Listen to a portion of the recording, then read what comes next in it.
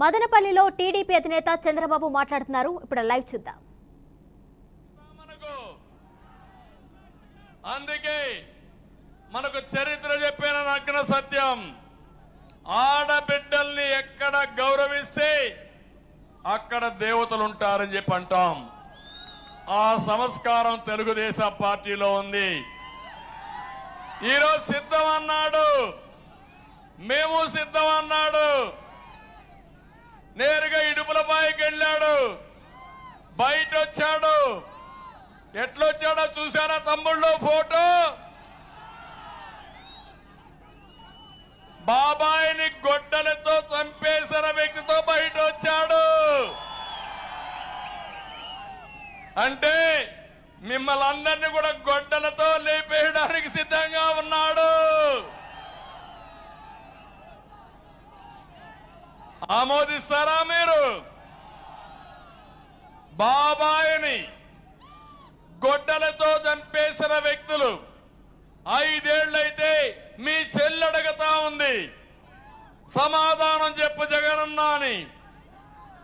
నీకు ఓటే ఇద్దని చెల్లి చెప్పింది.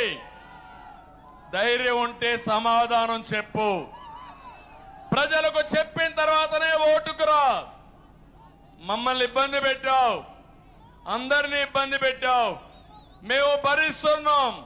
దేనికోసం అంటే మీకోసం, ఈ రాష్ట్రం కోసం భరిస్తున్నామని మరొకసారి తెలియజేస్తున్నా.